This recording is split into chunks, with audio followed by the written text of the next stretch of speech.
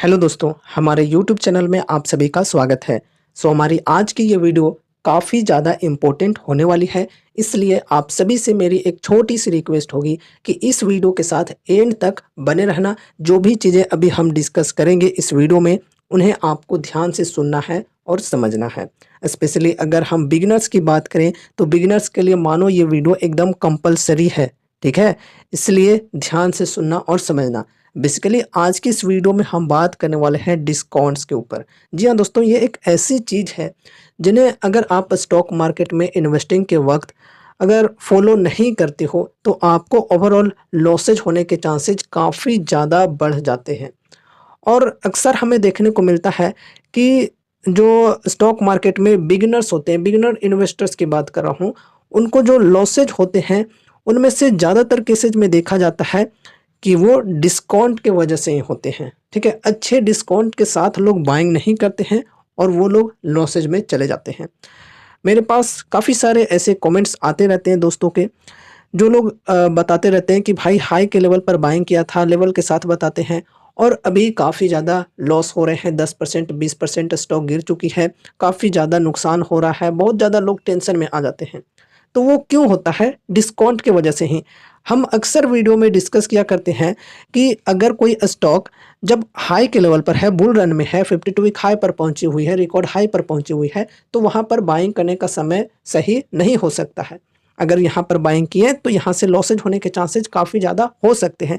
तो जब मैं इस प्रकार से डिस्कस किया करता हूँ तो कुछ लोग हमारे जो थॉट्स हैं इनका विरोध करते हैं। बोलते हैं कि तुझे कुछ नहीं आता भाई, ऐसा नहीं होता है। ये जो स्टॉक है कभी डिस्काउंट में आएगी ही नहीं, कभी गिरेगी ही नहीं। और ये जो स्टॉक है अभी 2000 या 6000 तक चला जाएगा अगर नहीं बाइंग किया तो। अगर पेशेंस के चक्कर में रहा तो स्टॉक भाग जाएगा और लोग फोमो में आकर बाइंग कर लेते हैं। और जब प्रॉफिट बुकिंग स्टार्ट होती है 52 एक हाई के लेवल से, रिकॉर्ड हाई के लेवल से, तो बहुत ही ज़्यादा लॉसेज होते हैं लोगों को। तो देखो, इसके पीछे रीज़न यही है डिस्काउंट। डिस्काउंट के साथ अगर आप नहीं चलते हो तो लॉसेज होने के चांसेस काफ़ी ज़्यादा बन सकते हैं स्टॉक मार्केट में इन्वेस्टिंग के अंदर। ठीक है? तो अभी हम लोग पूरे अच्छे तरीके से समझेंगे डिस्काउंट को एंड किस प्रकार के स्टॉक के अंदर किस प्रकार के डिस्काउंट के साथ चलना चाहिए वो भी हम डिस्कस करेंगे। लेकिन हाँ, ध्यान में रखना ये कोई रिकमेंडेशंस नहीं होगी। जो भी चीज़ें हम डिस्कस करेंगे वो सिर्फ़ और सिर्फ एजुकेशनल पर्पज़ से डिस्कस करेंगे। और यहाँ पर मैं अपने हिसाब से जो मेरी स्ट्रैटेजी है इन्वेस्टिंग के लिए वो यहाँ पर आप सभी के साथ शेयर करना चाहूँगा। देखो, यहाँ पर ये चार्ट मैंने खुद से बनाया हुआ है डिस्काउंट के लिए। ये जो रूल है ये मैं फॉलो करता हूँ डिस्काउंट के अंदर। Large cap, mid cap and small cap 3 प्रकार के कंपनीज होते हैं हमारे बाज़ार में।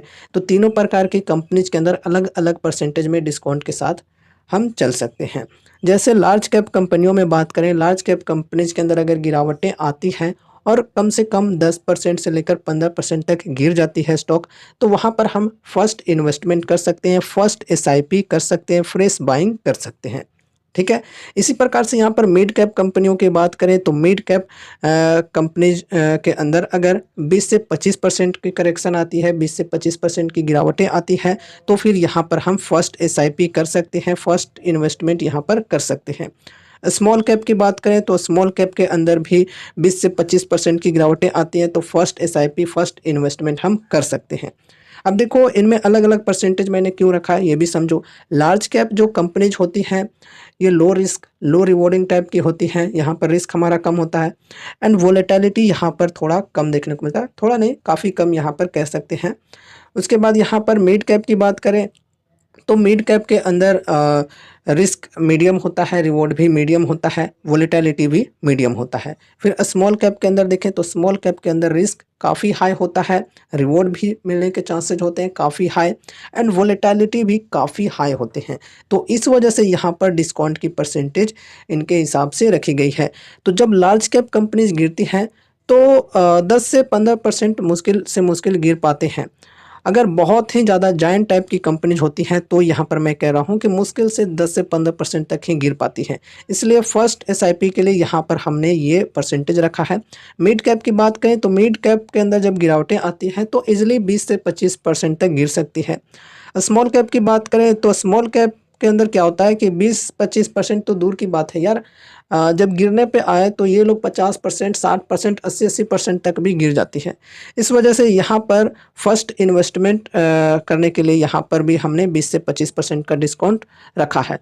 अब देखो यहाँ पर गिरावटें अगर लगातार जारी रहती है तो यहाँ पर हम सेकंड अमाउंट, थर्ड अमाउंट इस प्रकार से ऐड कर सकते हैं, अपनी एसआईपी को कंटिन्यू कर सकते हैं।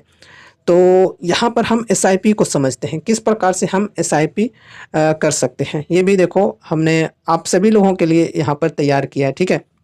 ये मैंने खुद से ड्रॉ किया है और इस प्रकार से ही मैं इन्वेस्टिंग करता हूँ मार्केट में, ठीक है। देखो लार्ज कैप की बात करें, अगर यहाँ पर हमने मानकर चलो कोई टीसीएस, इन्फोसिस टाइप की कंपनी, जायंट कंपनी है, 10% की डिस्काउंट पर हमने यहाँ पर इन्वेस्ट कर डाला, फर्स्ट एसआईपी यहाँ पर कर दिया, ठीक है, फर्स्ट अमाउंट लगा दिया, जितना भी क्वांटिटी हो अपने हिसाब से यहाँ पर 10% के डिस्काउंट पर बाय किया। उसके बाद वहाँ से 5% की करेक्शन अगर आती है और ओवरऑल यहाँ पर 15% तक गिरावट देखने को मिलती है स्टॉक के अंदर, तो फिर यहाँ पर हम सेकेंड अमाउंट लगाएंगे। फिर 15 से 20% तक अगर गिरकर आ जाती है तो यहाँ पर हम थर्ड अमाउंट लगाएंगे। ये हमने लार्ज कैप कंपनियों के लिए सेट कर रखा है कि 5-5% के अंतराल में यहाँ पर हम एसआईपी कर सकते हैं। इसके बाद यहाँ पर हम मिड कैप टाइप की कंपनियों की बात करें तो मिड कैप्स के अंदर 5 से 10% का अंतराल रखा गया है। यहाँ पर देखो अगर मानकर चलो फर्स्ट इन्वेस्टमेंट हमने 20% की डिस्काउंट पर कर लिया, ठीक है, 20% का डिस्काउंट मिल रहा था, कर लिया। उसके बाद अगर स्टॉक 5% से एबव यहाँ पर मान लो 6%, 7%, 8%, 10% गिर गया, मान कर चलो 5% ही गिरा, तो यहाँ पर हम सेकंड किस्त लगाएंगे, सेकंड मतलब जो एसआईपी है वो करेंगे। फिर 20 से 25% हो गया, उसके बाद 25 से 30% पर आ जाती है, यानी कि फिर से 5% गिरती है, या फिर मानकर चलो 10% गिर जाती है, कोई सपोर्ट वहाँ पर बन रही थी 10% की और 10% तक गिर कर आ गई स्टॉक, तो फिर यहाँ पर 25 और 10 35% का ओवरऑल डिस्काउंट हो गया, तो यहाँ पर हम थर्ड अमाउंट लगाएंगे, ठीक है। इस प्रकार से 5 से 10% के अंतराल में मिड कैप के स्टॉक्स के अंदर हम एसआईपी कर सकते हैं। अब यहाँ पर हम स्मॉल कैप के अंदर देखें तो देखो मान लो यहाँ पर हमने कोई स्मॉल कैप के स्टॉक के अंदर फर्स्ट इन्वेस्टमेंट किया है, 20% की डिस्काउंट मिल रही थी स्टॉक के अंदर और यहाँ पर हमने इन्वेस्टमेंट कर दिया, फर्स्ट अमाउंट लगा दिया। अब जो ये स्टॉक है, चूंकि स्मॉल कैप स्टॉक है और स्मॉल कैप स्टॉक्स काफ़ी ज़्यादा वोलेटाइल होते हैं, इजिली 10% 20% तक गिर जाती हैं। मैंने जैसे कि बोला कि 50-60% तक भी ये गिर जाती हैं इजिली, तो यहाँ पर वोलेटिलिटी काफ़ी ज़्यादा है। तो नेक्स्ट हम एसआईपी यहाँ पर 10% की डिस्काउंट पर करेंगे, मतलब फर्स्ट अमाउंट यहाँ पर लगाया, फर्स्ट एसआईपी किया 20% की डिस्काउंट पर, एंड 20% से गिरकर नीचे 10% तक और आ गई, मतलब ओवरऑल टोटल 30% की डिस्काउंट पर आ गई, तो यहाँ पर हम सेकेंड किस्त लगाएंगे, ठीक है। फिर यहाँ से गिरकर 40% तक आ गई, तो यहाँ पर हम थर्ड किस्त लगाएंगे। इस प्रकार से यहाँ पर हम किस्त में बाइंग कर सकते हैं अलग अलग प्रकार के कंपनियों के अंदर, ठीक है। ये परसेंटेज के साथ हम चल सकते हैं। तो चलो आगे हम आपको कुछ एग्जाम्पल्स के माध्यम से समझाना चाहेंगे और आपको इनसे खुद को रिलेट भी करना है, ठीक है। देखो स्टॉक मार्केट में जनरली 4 टाइप्स के लोग पाए जाते हैं, ठीक है, 4 टाइप्स के लोग होते हैं। फर्स्ट की अगर यहाँ पर हम बात करें तो फर्स्ट होते हैं बिगिनर्स, ठीक है।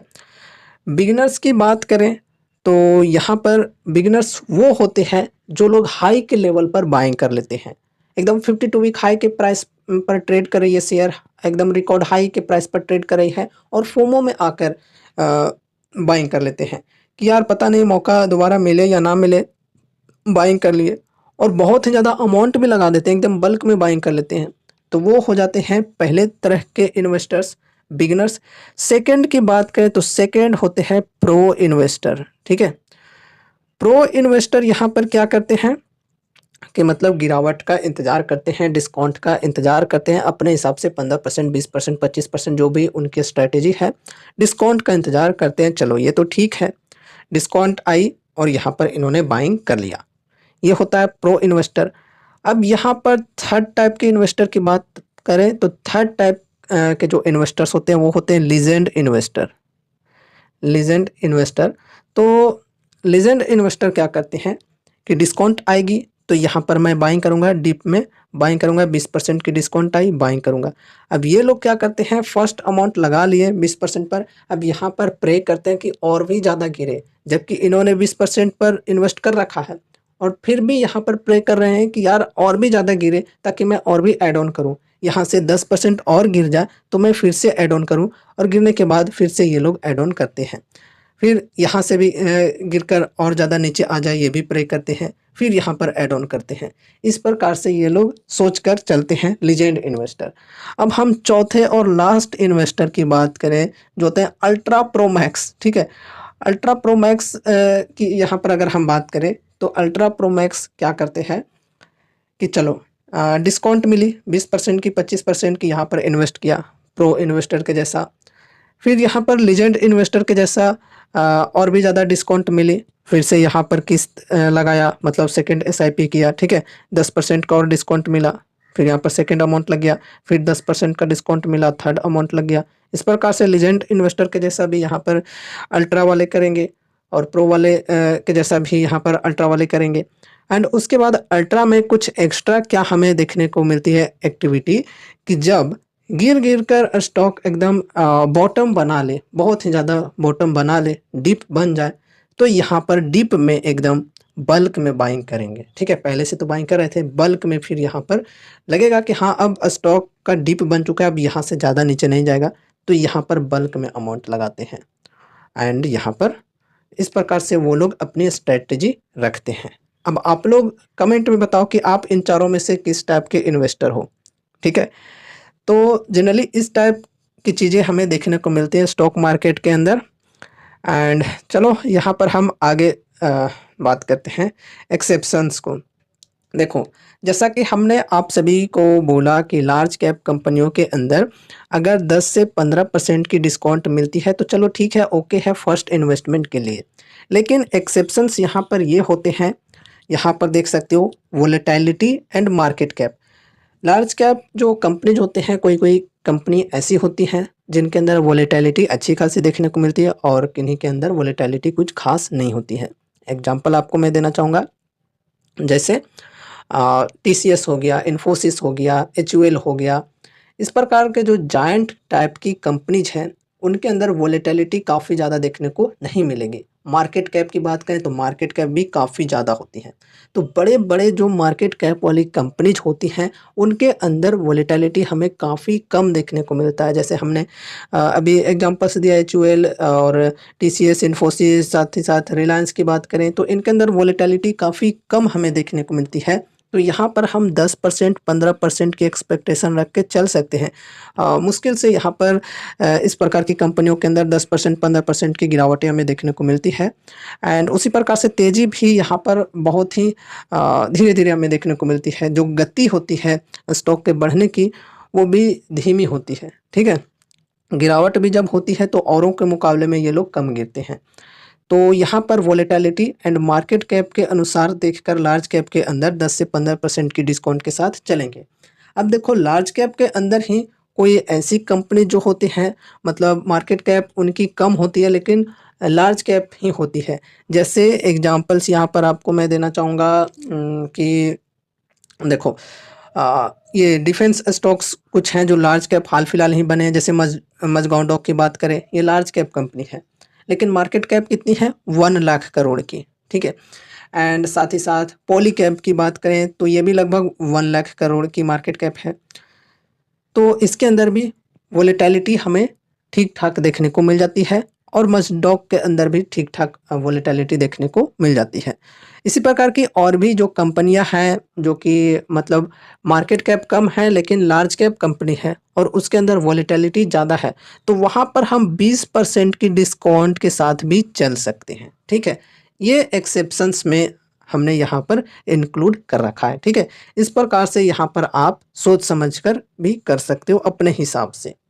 ज़रूरी नहीं है कि मिड कैप कोई कंपनी है वोलेटाइल है काफ़ी ज़्यादा और अभी-अभी मिड कैप से लार्ज कैप के अंदर एंट्री हुई है तो यहाँ पर हम एकदम 10% और 15% वाली स्ट्रैटेजी के साथ एकदम अडिग रहें। जी नहीं दोस्तों, ये मतलब किताबी कीड़ा नहीं बनना है, चीज़ों को सीखकर अप्लाई करना है, ठीक है। आपको अपने हिसाब से खुद से भी अंदाज़ा मिलने लगेगा कि किस प्रकार से स्टॉक्स चलते हैं, ठीक है। तो मिड कैप कोई कंपनी है और लार्ज कैप में हाल ही में एंट्री हुई है। जैसे हम मझगाँव की बात की अभी, तो हाल ही में मझगाँव की एंट्री हुई है, लेकिन वोलेटिलिटी पहले के जैसा ही हमें देखने को मिल रहा है, क्योंकि काफ़ी बड़ी कंपनी नहीं है।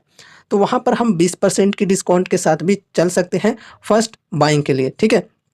एंड यहाँ पर देखो लिखा हुआ है also can be applicable on mid caps. तो ये मिड कैप्स के अंदर भी एप्लीकेबल हो सकती है।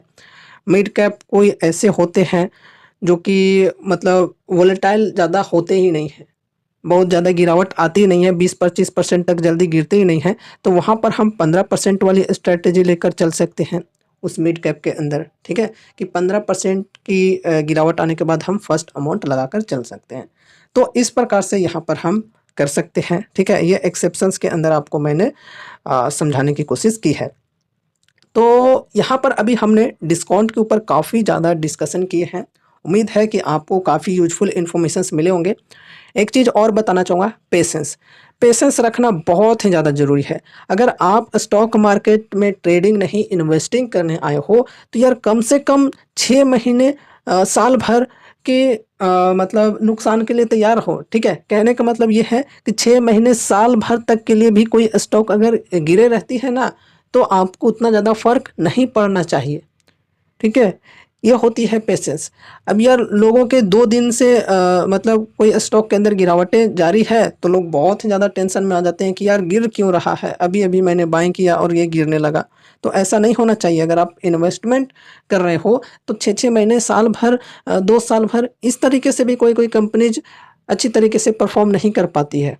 लेकिन अगर आपको कंपनी के ऊपर भरोसा है, तो परफ़ॉर्म ना करे चलो कोई दिक्कत नहीं है, आगे चलकर बढ़ सकती है, ये आपको भरोसा है। बस यहाँ पर हम अपनी सोच के साथ पेशेंस रखेंगे, ठीक है। तो पेशेंस बहुत ही ज़्यादा ज़रूरी है।